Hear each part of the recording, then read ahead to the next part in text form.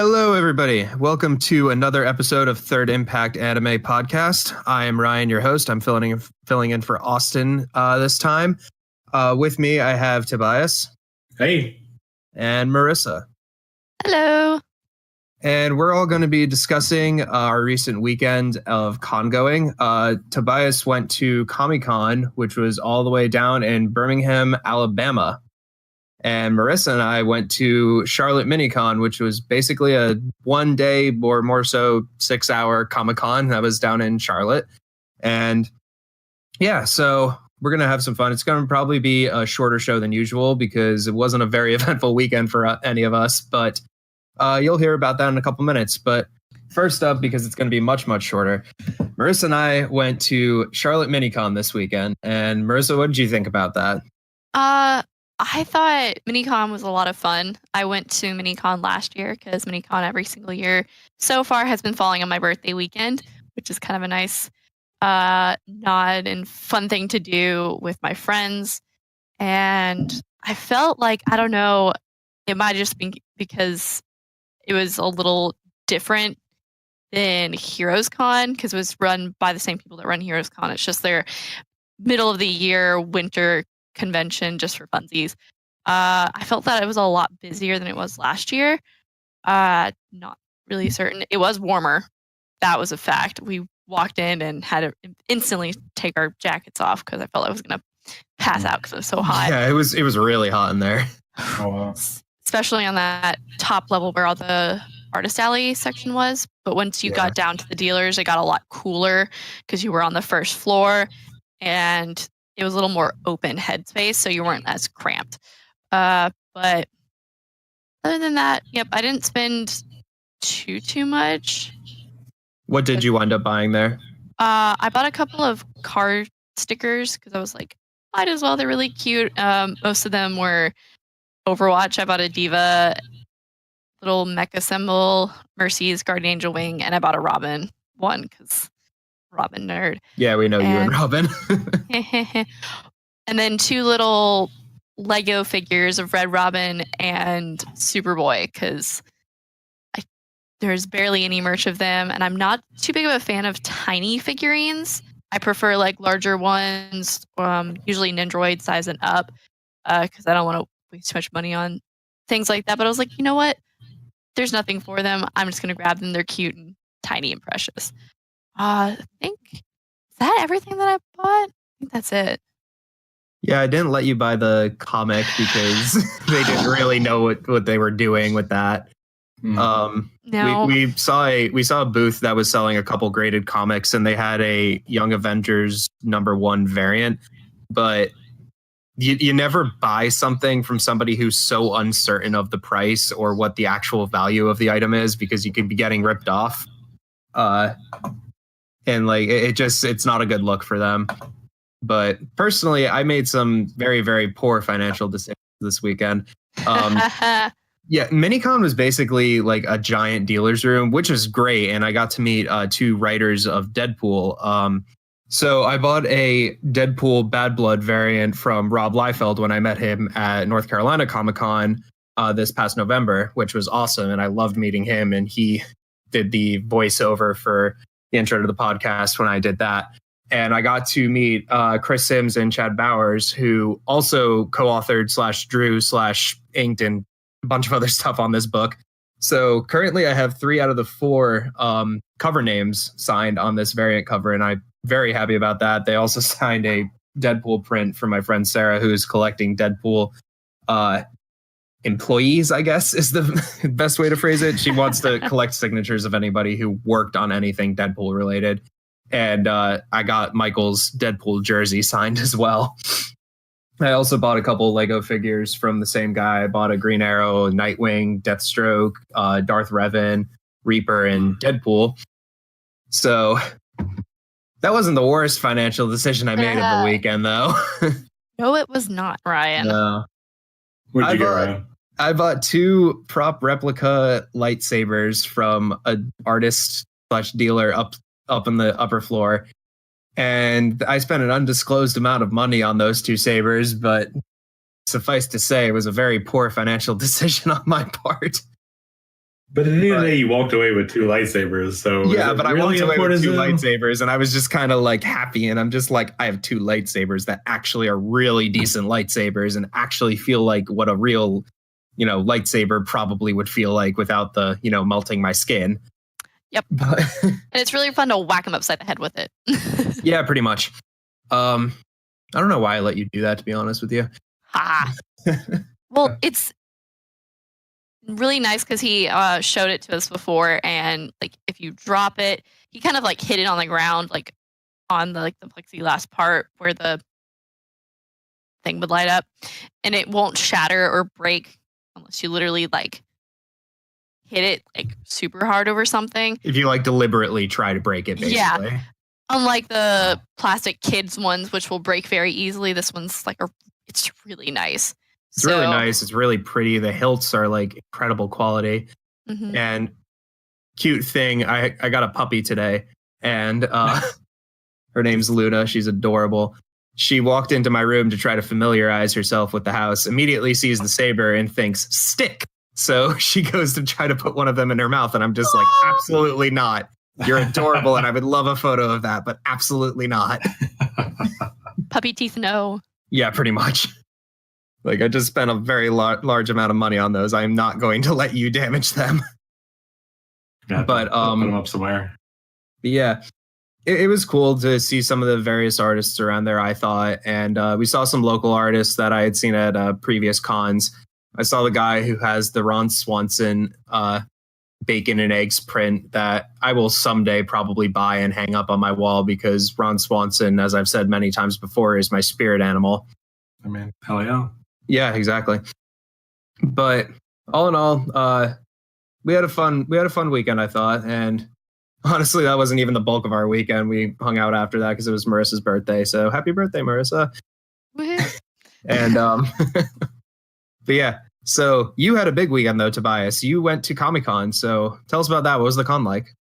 Yeah, so Kamicon's down in Birmingham, my hometown. So part of it is going down for the convention, and the other part is actually going back and seeing old friends and just kind of, hanging around my old stomping grounds for, first time in a while. So Kamicon's pretty cool. It started about the same time that I really got into fandom. The University of Alabama, the SOS Brigade, their little anime club, kind of started this event on campus, and eventually it just kind of grew and exploded to the point where they moved it to Birmingham at the BJCC, this huge venue, this huge like actual established convention now.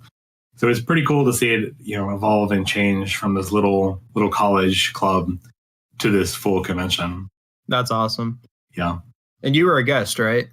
I was not a guest there. Maybe next year. No, I just went down here. It was kind of a last minute decision. A friend of mine, the artist Allie, she was going for sure. She usually makes a lot of money down at Kami. So I figured I'd tag along, because I really enjoyed it, and to give me the opportunity to not only hang with people, but my little brother was back from being deployed and overseas. Okay, so, that's great. He just come back a week before, so it was a good opportunity to hang out with him, hang out with old friends. A little too tipsy, but it's all good. I mean, yeah, as you do. As you do, yeah. But you did some panels, right?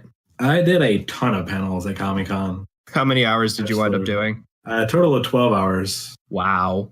Yeah. That's even more than you did for Ichi, isn't it? Oh, yeah. Yeah, Ichi wasn't even my record. Like, before it was 9, but now 12 is my new Tobias world record, and God help me if I try to break that.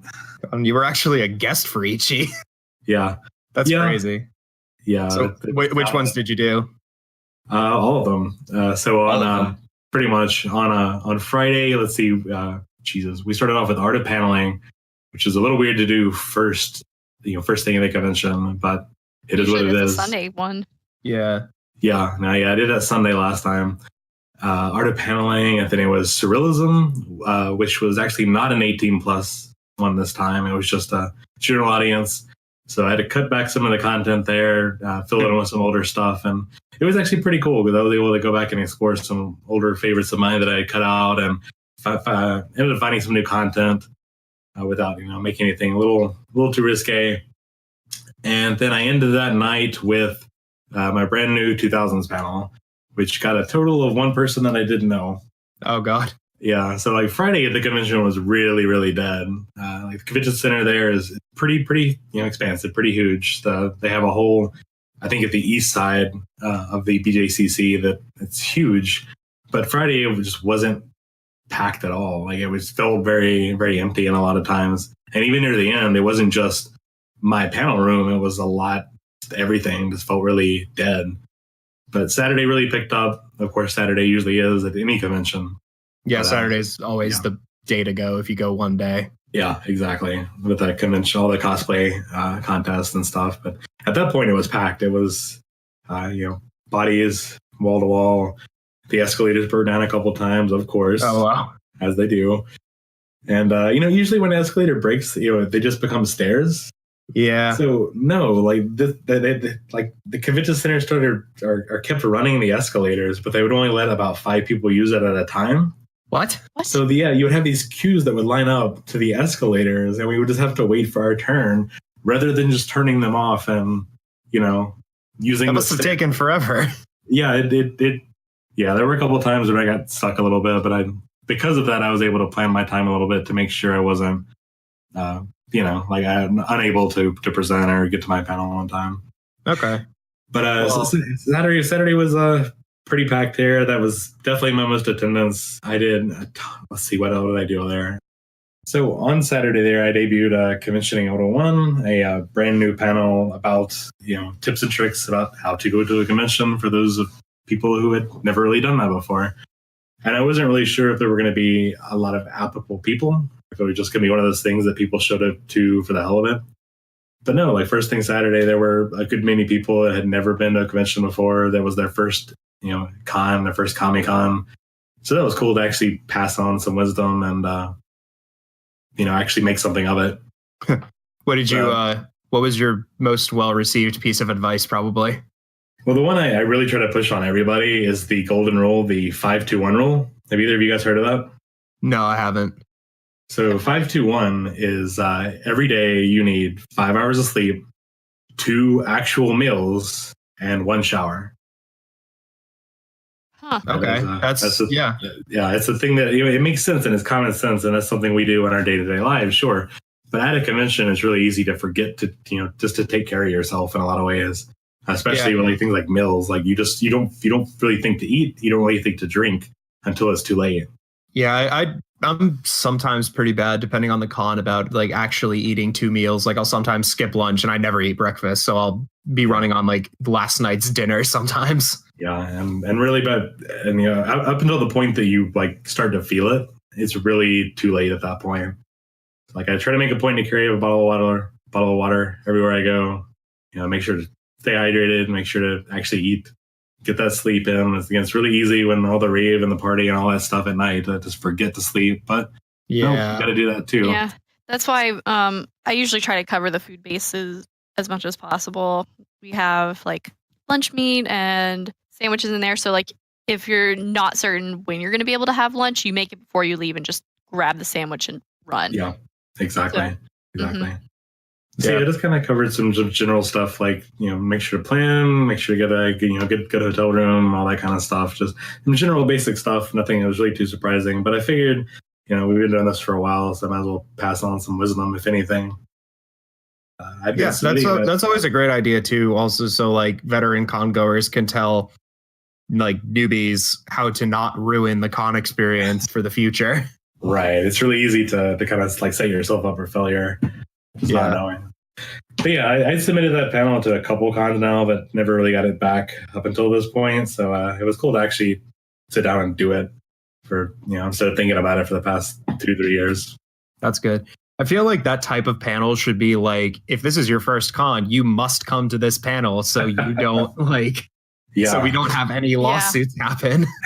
Yeah. Of course. Yeah. And of course, Saturday night, we had a couple ambulances outside. God knows what for, but that's usually how it is with the rave going on and, people doing things. Yeah. Yeah, I found out actually after the Ichicast, apparently the cops were not there for the fire alarm because apparently the fire alarm was tripped due to vaping inside. Oh, Wow. and that's why the signs were everywhere. Yeah, and I knew that. Like, I knew it was a problem. I just didn't know that was what specifically set off the fire alarm. But like, everybody was like, "Yeah, I saw them take this guy out in handcuffs, and he was kicking and screaming." And apparently, that like never happened. Yeah. So whatever you hear at cons, take it with a grain of salt. It's always great for a story, but it's likely like 30% accurate. Yeah.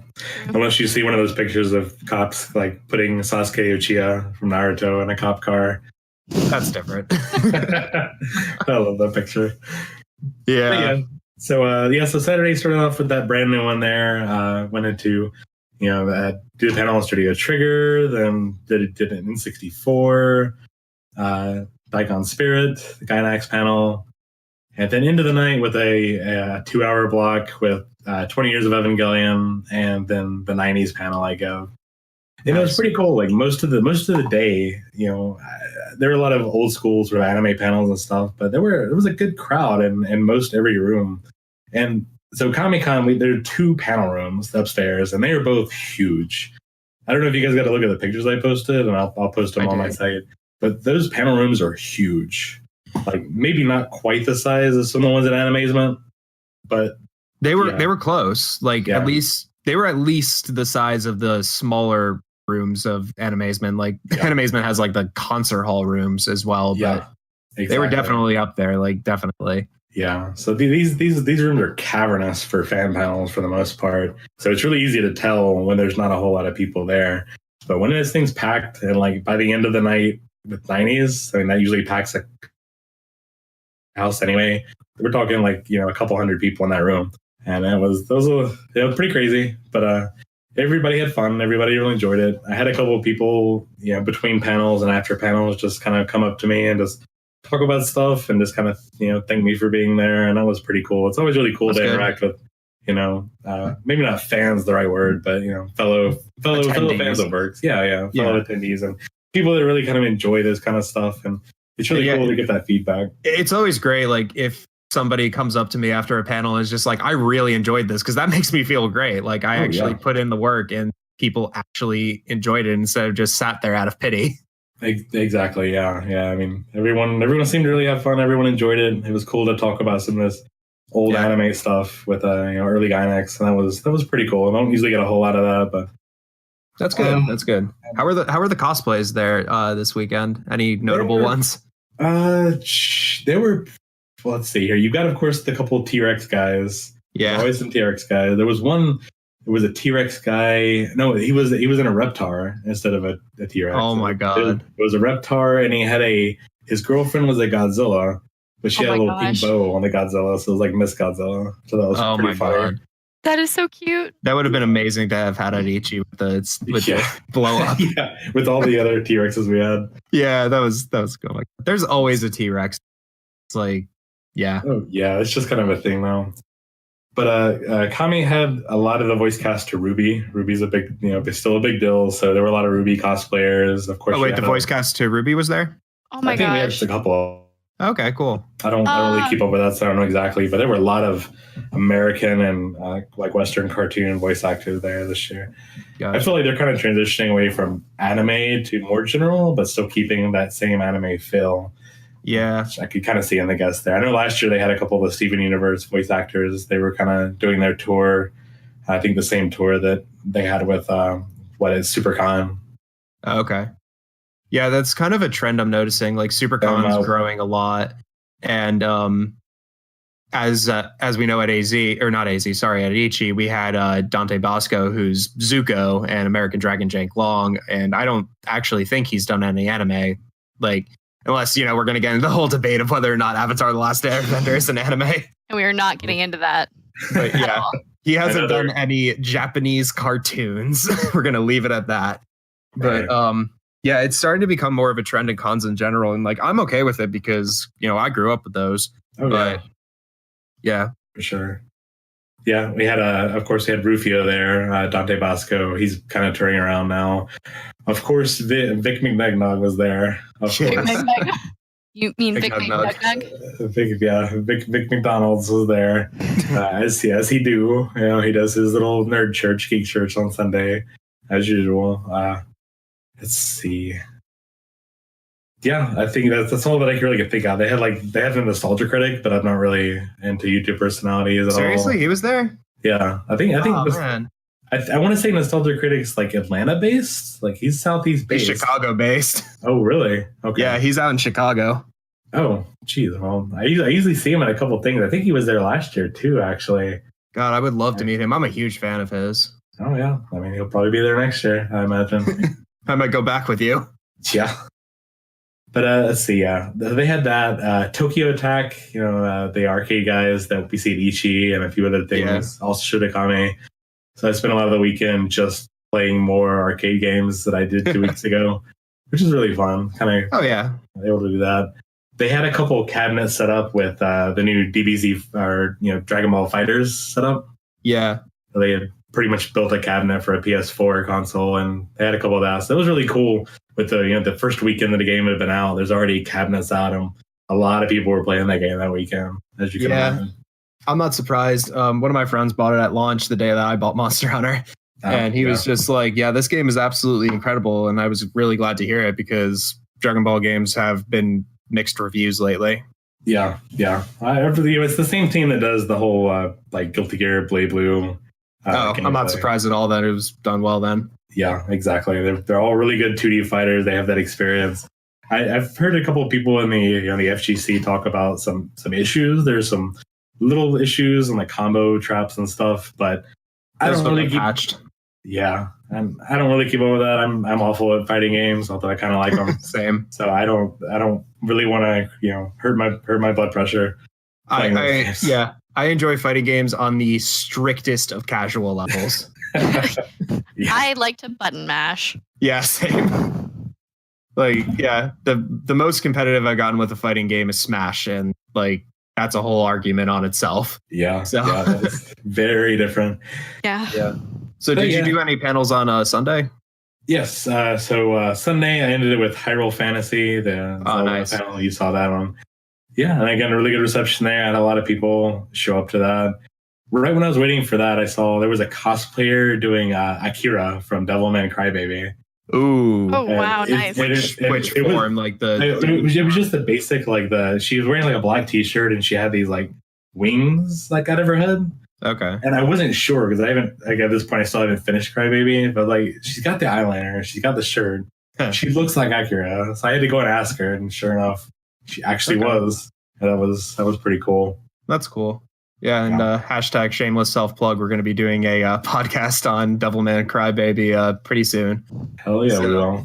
Yeah, that's pretty cool. I'm really not surprised anymore when I see a mainstream thing get cosplayed so quickly after release, just because so many cosplayers are just absolutely incredible now. Or you get the bargain bin cosplays, which are just as entertaining. Yep. Right. Exactly. But luckily with Devilman Crybaby, kind of small tangent, it's an easier thing to put together, especially with Akira. Just it's normal clothes. Yeah, he's in streets. Wig. Even Ryu, is it Ryu? I forget his name. But his friend, Rio, he's just in a trench coat, just a white trench coat, blonde wig. They're not super elaborate unless you get into things like demon forms. Then that's completely different, but I'm kind of happy that we're seeing it very quickly. That's kind of awesome. Yeah, me too. But what would you say, which of your panels which either had the best reception from the audience or that you had the most fun at?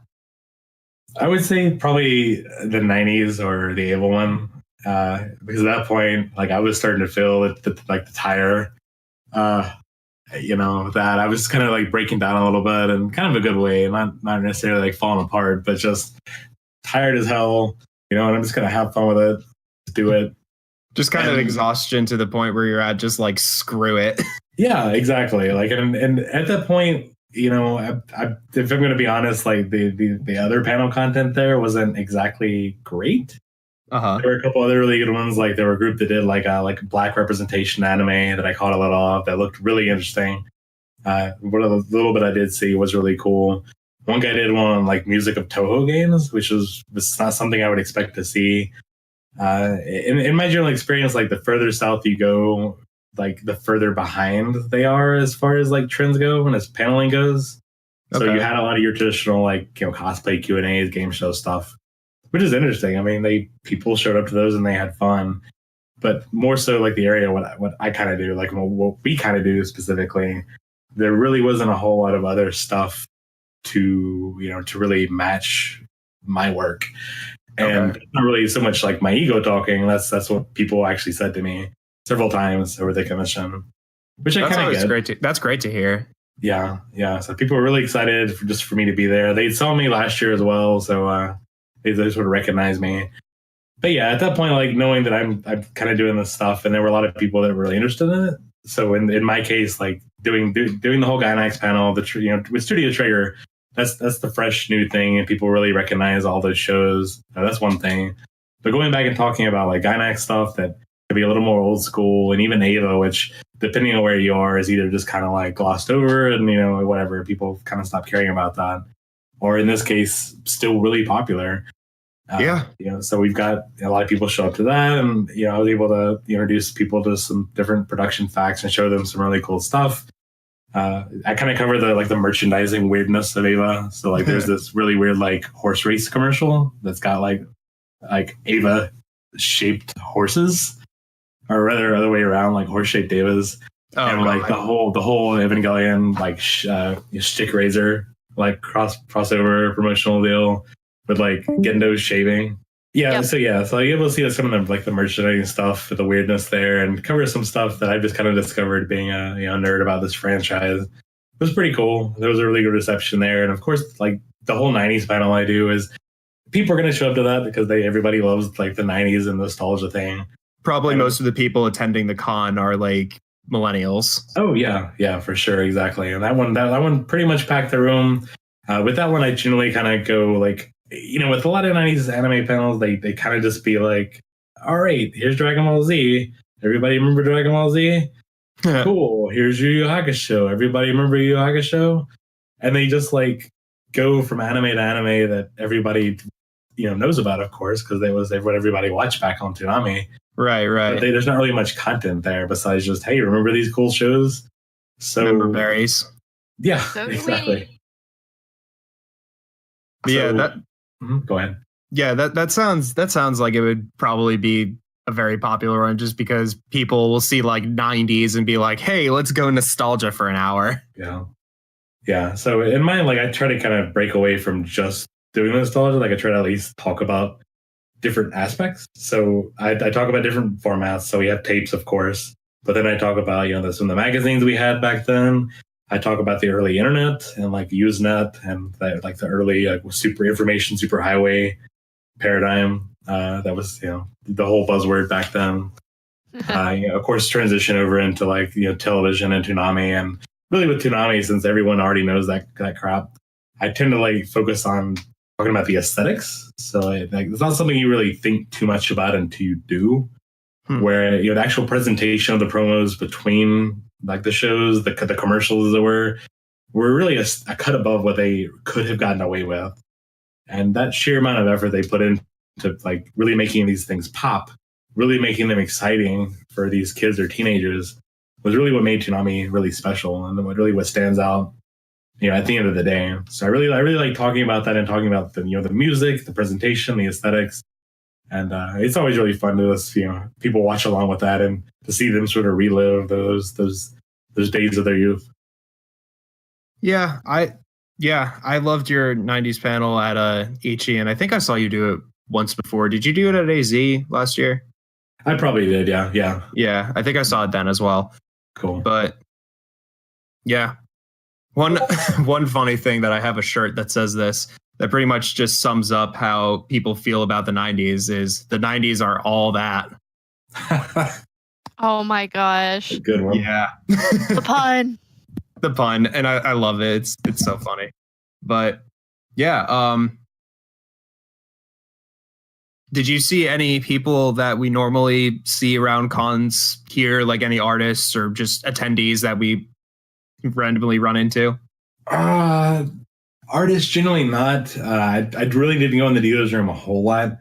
I skimmed the artist alley. I didn't see anybody I recognized except for the person I was rooming with, of course. Right. But there was let's see here. They had a couple new print artists. One artist that I just know back from living in the area, living in Birmingham. Cold Paw Creative, really cool posters. They do generally this kind of like minimalist art style, something that really looks like a good poster rather than just a print of a character or whatever. It's really hard for me to describe without thinking about it. But yeah, anybody listening, Curled Paw Creative. If anybody plays any of the like Star Wars tabletop games, like X-Wing, they also actually do these laser etched counters and stuff. That like Andrew and Holly are really cool, and in general I really like seeing their work when they do Kami or AWA. But other than that, let's see here. The dealers was pretty standard. I felt like it was a little bit smaller, but apparently they just spaced it out a little better, which made it look a little more spacious. Gotcha. The game room was basically just Tokyo Attack, and they had a couple console setups for various fighting games. They had the Pachinko Fever guys that show up, nice. Some of the North Carolina show up as well. And they had that really nice Cowboy Bebop machine. I assume they had like an entire wall lined with U-Beat as well. Oh yeah. There was a whole line of U-Beat. They had let's see. They had those My machines, the whole circular. The new one. Yeah. They had My. Those are front and center. And I don't know if they showed up to Ichi, but there was a couple guys there that were like really good at My. So they had like bought gloves. They were ready for it, and just watching these guys really go to town, like ready for this game was definitely a sight, for sure. They also brought I don't think they had it at Ichi. They had a couple of these like Gundam pods. So like I played Gundam Versus, and they had some Gundam Versus, but these were different altogether. So like there was a line of people waiting, and there were these 4 like virtual like VR pods that were fully enclosed. So I couldn't really get a good look inside, but from what I did see, it looks like it was just the inside was lined with screens. So I guess it's kind of like simulating a inside of a Gundam cockpit. But outside, they had a little kiosk that had a screen that would is like spectator mode, where it would go between different, it would go between different players, and it was just kind of like a free for all Gundam match, from what I could tell. That's cool. Yeah, I would have tried playing it, but of course the line was way too long. But it looked really interesting. I'm hoping maybe they'll bring it back for maybe Ichi next year, or if they come to what do they usually do? I think they did Animazement at one point. Yeah, I don't really remember. The Animazement game rooms have been kind of lackluster the past couple years, but hopefully if they fix it and they come, yeah, great. Yeah. But yeah, that sounds like you had quite a hell of a weekend.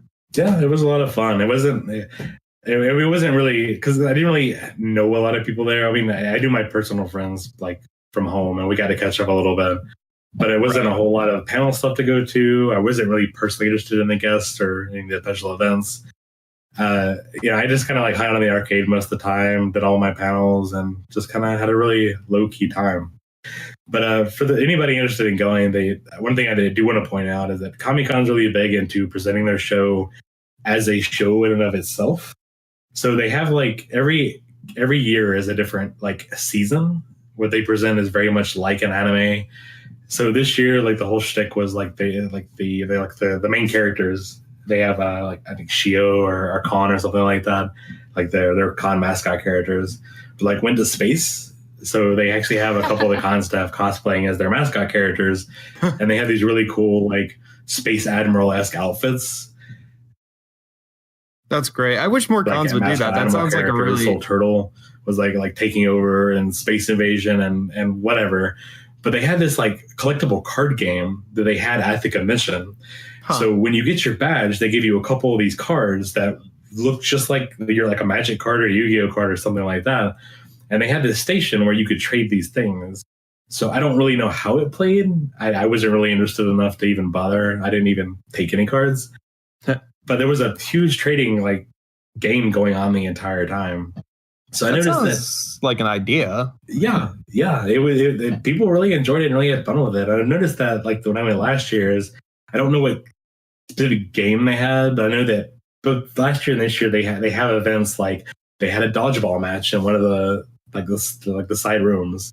So they have things that are more, fun rather than just being stuff that are geared towards a specific fandom. So I really, even though it's not really my scene, I like the fact that they got these things that could be fun for people who just go to the convention just for the sake of being social or having fun. Which is great, because it gets people out of the house, and cons.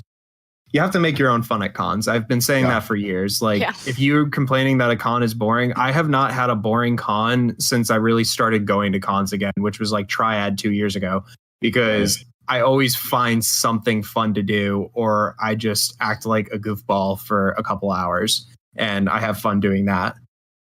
So, yeah, make your own fun. And it sounds like they actually did have a little something for everything, which I can't really say that about too many cons anymore, actually. Having a trading card game or just the con attendees dressing up like their mascots. That's a really fun idea. Yeah.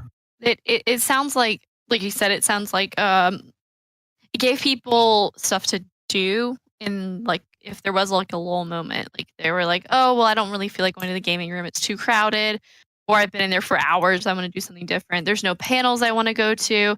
Then what do? You go and do the card game. You go and interact and stuff like that, which a lot of other cons, like Ichi, I couldn't. I never really had much of a lull moment at Ichi because it's so much and it's in such a small space that you're never gonna get bored, especially considering we go as a giant group.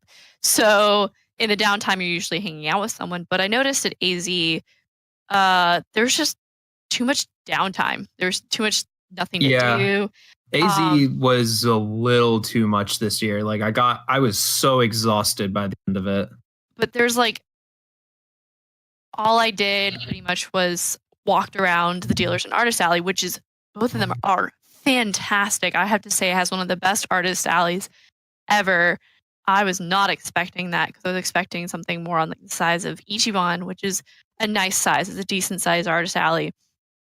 But when I was out, I was like, now what do I do? Looks at the panel list. There's next to nothing.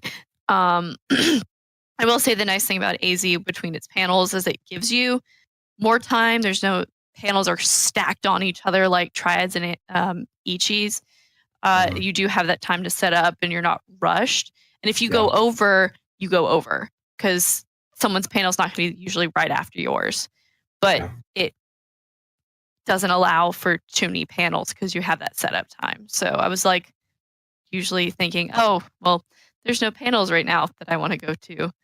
Oh, well, I guess we'll just sit. Downsides of a big con, but So any closing thoughts, Tobias, about Kamicon?